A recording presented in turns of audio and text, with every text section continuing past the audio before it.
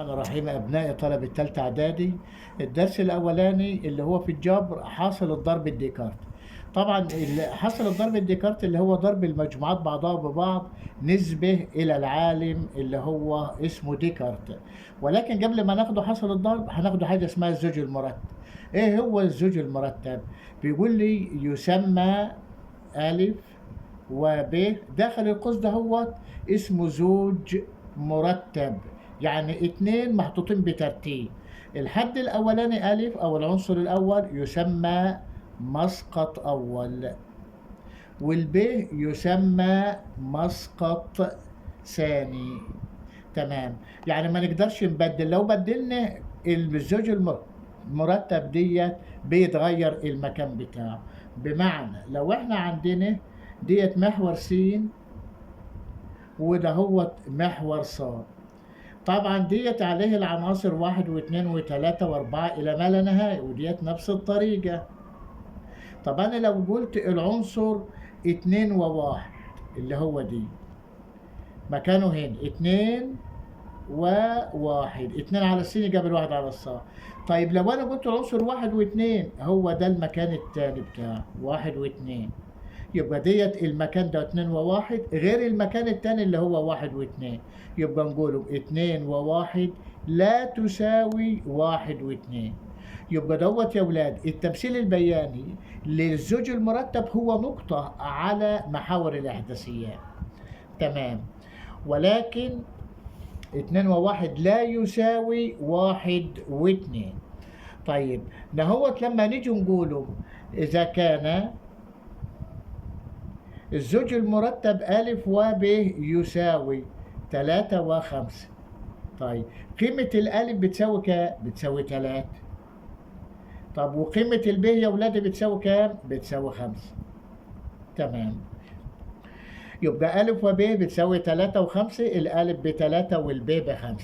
طب ناخده مسألة تانية، بقول لي إذا كان الزوج المرتب 3.8 بتساوي 3 وجذر صاد، فإن الجذر التكعيبي لصاد بتساوي نص.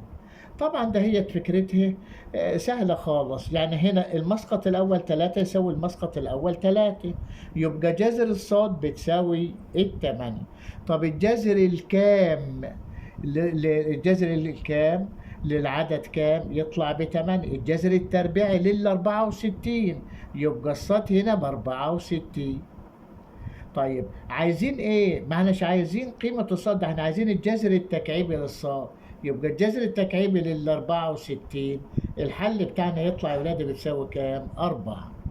تمام، ولكن في بعض المسائل مثال تاني يقول لي ايه؟ إذا كان الزوج المرتب اللي هو س تربيع ناقص 1 و4 يساوي 48 و2 صاد، فإن السين صاد بتساوي نقط. طبعا نبدأ نتدرب بقى على الزوج المرتب. ناخد المسقط الأول نساويه بالمسقط الأول. يعني نقوله إيه يا أولاد؟ السين تربيع ناقص 1 بتساوي 48. طيب وهنا كمان إيه؟ الاتنين صاد بتساوي 4. طيب عشان نحل المعادلة ديت نحط موجب 1 وهنا موجب 1، دولك يروحوا مع بعض، يبقى السين تربيع تساوي 1 زائد 48 49. طب لما نحب ناخد الجذر التربيعي للطرفين، الجذر التربيعي دي يبقى س تطلع بتساوي موجب أو سالب 7، عشان هنا س تربيع يطلع لي قيمتين بالموجب والسالب. طب نقسم على الاتنين في الطرفين عشان نجيب قيمة الصاد، يبقى الصاد بتساوي 2. طب هنا لما يجي يقول لي س في صاد، انا ما نقولش ان الاتنين في 7 ب14، نعمل حساب الاشاره موجب وايه وسالب. يبقى نحطوهم الاول، يبقى موجب او سالب، والاتنين في 7 ب14 يبقى تطلع موجب او سالب 14. نتدرب كمان مسألة، مثال 3 بقول لي إذا كان الزوج المرتب اللي هو عبارة عن 2 أس س ناقص 1، والمسألة الثانية سالب 3 المسقط الثاني يساوي 1 وص. طيب هنا طالب ايه في المسألة ديت؟ طالب برضو هنا بيقول لي اوجد 2 س ناقص ص بتساوي نقط. طيب هنقوله هنا في المسألة ديت الاتنين أس س ناقص الواحد بتساوي واحد. 2 أس س ناقص الواحد بتساوي واحد، وهنا الصاد بتساوي -3. طب نهوت يا ولادي لما يبقى 2 أس كام يديني واحد صحيح، أس صفر. أي عدد أس صفر قيمته بواحد، يبقى هنيجي واخد س ناقص الواحد نساويها بالصفر.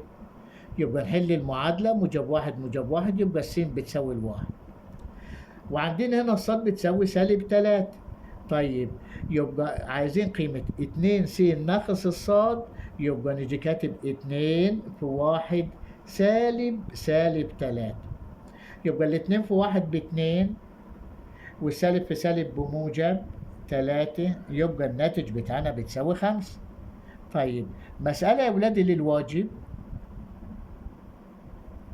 هنا لازم تخلي بالك ان انت عندك المسألة ديت بيقول لي هنا 32 وتكملة الزوج المرتب س زائد ص يساوي ص أس 5 و 2، فإن الس تساوي نقط. حاول تحل الواجب ونتابعك الحصة الجاية إن شاء الله. سلام.